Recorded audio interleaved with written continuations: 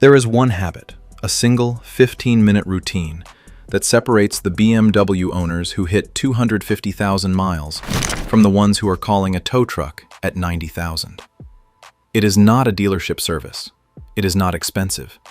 Most owners have never heard of it, and the ones who have almost always skip it, because on the surface, it looks too simple to matter. But ask any experienced BMW specialist what actually separates the high-mileage cars from the neglected ones, and they'll usually tell you the same thing. The owner noticed the small problems early. The ones who didn't? They're the ones sitting in the shop parking lot with a 4-figure repair estimate and an owner who swears they always took care of it. So today, I'm going to walk you through that routine, step by step, in the order a mechanic would actually do it. And I'm going to explain exactly why each piece matters and what it's quietly protecting you from. And stick around for the last one on this list, because it's the step BMW owners skip the most, and it's responsible for some of the most expensive repairs on modern BMWs. By the end of this video, you'll be able to do the entire thing in the time it takes your coffee to brew. Section 1. Why every 2 weeks specifically? Before we get into the steps, you need to understand why the interval matters as much as the check itself. Most owners think of maintenance in terms of oil change intervals. Every 7,500 or 10,000 miles, whatever the iDrive tells them. And that's fine for what it covers. But there's a whole category of early warning signs that develop and disappear between oil changes. A slow oil weep that turns into a real leak. A coolant level that's dropping by an ounce a week. A battery that's losing its cranking amps a little at a time. None of that shows up on a dashboard warning light until it's already a problem. And by the time BMW's iDrive system tells you something's wrong, you're usually looking at a repair, not a prevention. 2 weeks is the sweet spot. It's frequent enough to catch a slow leak before it becomes a blown seal, but infrequent enough that it's not a chore. Talk to enough independent BMW specialists, and you'll hear the same pattern come up again and again. Almost every catastrophic engine failure they've seen, the kind that ends with a car on a lift and an owner staring at a $9,000 estimate, had warning signs that were visible for weeks, sometimes months, before the failure. Nobody was looking. Section 1B. What most owners assume and why it's wrong. If you're thinking, I already get my oil changed on time, I follow the maintenance schedule, isn't that enough? I understand why you'd think that. It's what the dealership tells you, and on paper it sounds reasonable. But the maintenance schedule was built around a spreadsheet, not around your specific car. It doesn't know that your BMW sat in 90-degree heat for a week straight, or that it just did a 400-mile highway trip in freezing temperatures, or that a hose clamp is a few thousand miles from giving out. Scheduled maintenance catches the things that fail predictably. It does almost nothing for the things that fail quietly, in between. This is exactly why so many owners are blindsided.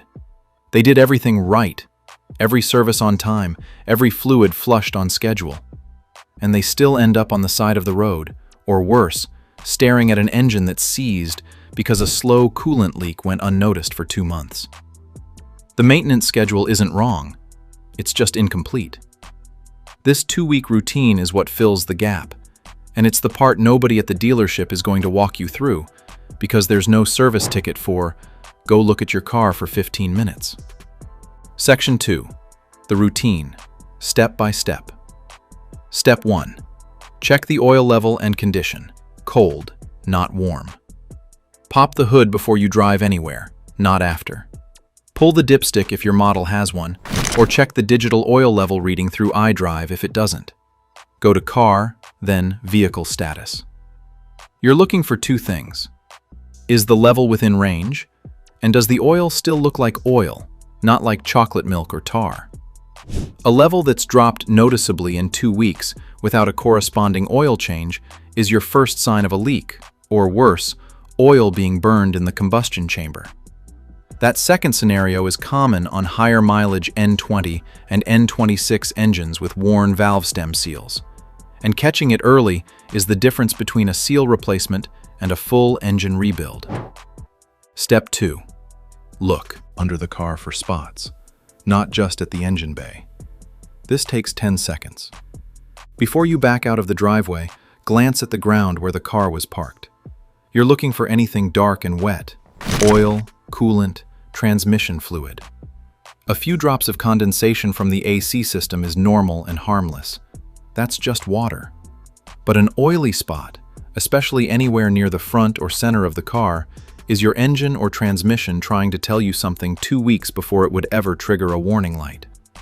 Step 3. Check coolant level in the expansion tank. Engine cold. This is the one most owners skip entirely, and it's arguably the most dangerous to ignore.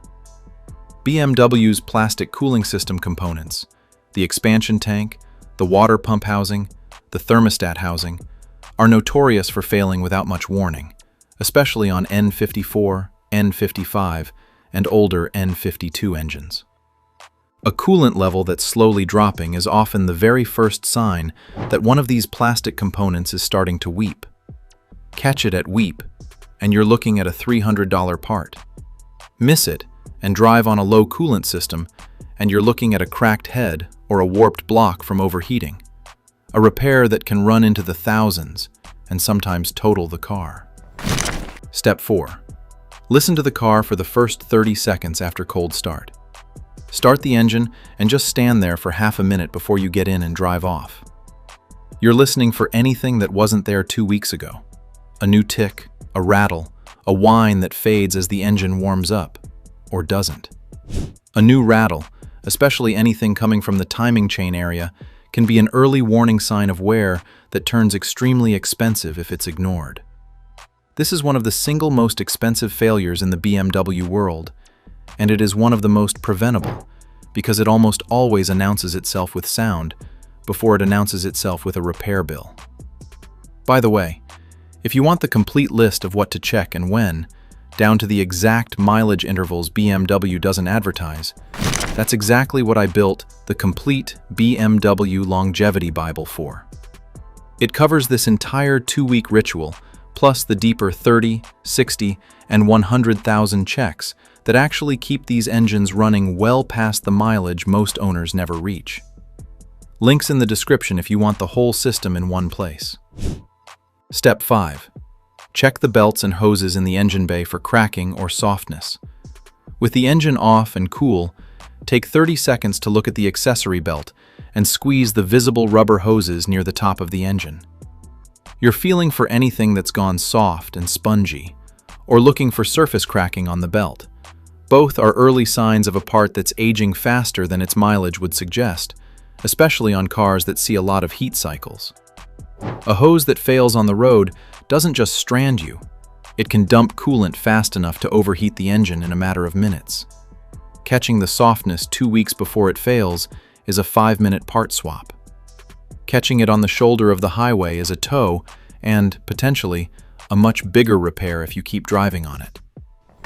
Step 6. Check the battery terminals and give the battery a real look.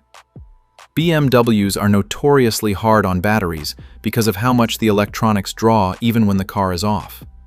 The various control modules don't fully sleep, and a battery that's aging will show at first as a slower crank, then as electrical gremlins like flickering interior lights or a car that won't recognize the key fob reliably. Every 2 weeks, glance at the terminals for any white or greenish corrosion and pay attention to how the engine turns over on startup. A battery that's struggling isn't just an inconvenience. On newer BMWs with stop-start and heavy electronic dependence, a failing battery can throw a cascade of unrelated-looking fault codes that send owners chasing expensive phantom problems, when the real fix was a $200 battery. Step 7. Scan for fault codes, even ones that aren't showing a warning light. This is the step most owners have literally never done, because BMW doesn't make it obvious, and it's the one I told you to stick around for.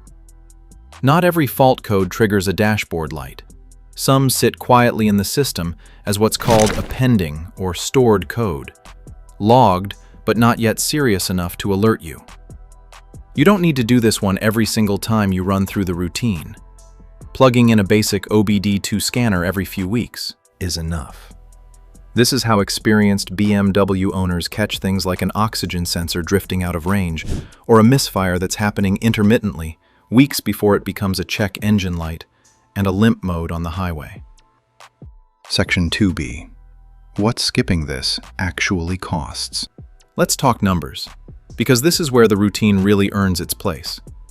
A coolant expansion tank caught early, while it's just weeping, is roughly a $250 to $400 part and a couple hours of labor. Ignore it for 2 or 3 months and drive the car while it's slowly losing coolant, and you're looking at a warped cylinder head or a blown head gasket. A repair that routinely runs $2,500 to $5,000 on these engines, and in the worst cases, a full engine replacement well north of $10,000. A hose or belt caught while it's just going soft might mean a $50 to $150 part. Ignore it and let it fail on the road, and you're looking at a tow, an overheated engine, and potentially a much larger bill, depending on how far you drove before you noticed. A weak battery caught early is a $200 part you install yourself in the driveway. A weak battery ignored is a tow truck on a Tuesday morning when you're already running late. Plus, in some cases, a cascade of control module resets and fault codes that take a shop hours to properly diagnose because everything started throwing errors at once.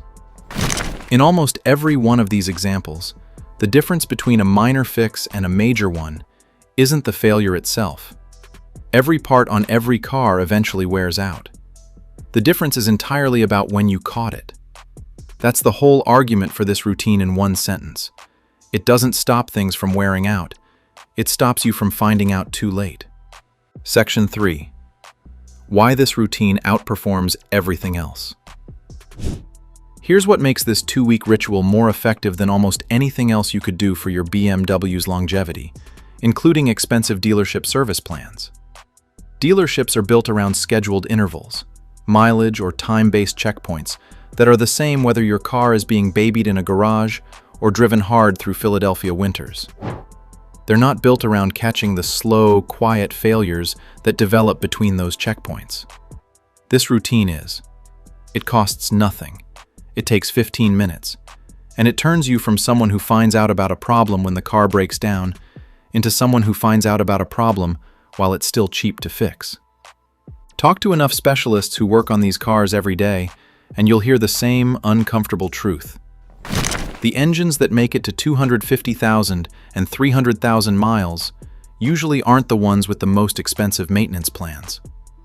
They're the ones whose owners paid attention. This 2-week check is what paying attention actually looks like in practice. Section 4. Making it an actual habit. The reason most good maintenance habits fail isn't that people don't care about their car. It's that nothing reminds them until it's too late. So make this concrete. Pick a day. The 1st and 15th of the month works well, or tie it to whenever you fill up on a Saturday, whatever naturally repeats on your calendar. Set a recurring phone reminder if you have to. The entire routine, once you've done it 2 or 3 times, takes less time than it took you to watch this video, and it becomes second nature fast. You're not adding a chore to your life. You're replacing the anxiety of not knowing what's going on under the hood with 15 minutes of certainty every other week. One more thing worth saying plainly. None of these 7 steps require tools you don't already own, or a trip to a parts store, or any mechanical skill beyond looking, listening, and paying attention. That's the entire point. This isn't a routine designed for people who want to become their own mechanic. It's a routine designed for BMW owners who want to catch a problem while it's still cheap, instead of finding out about it from a shop estimate. If you actually commit to this, every 2 weeks, no exceptions, you are doing more for your engine's health than 90% of BMW owners who spend 3 times as much on service and maintenance. It costs you nothing but 15 minutes, and it turns every one of these failures from a surprise into something you saw coming weeks in advance.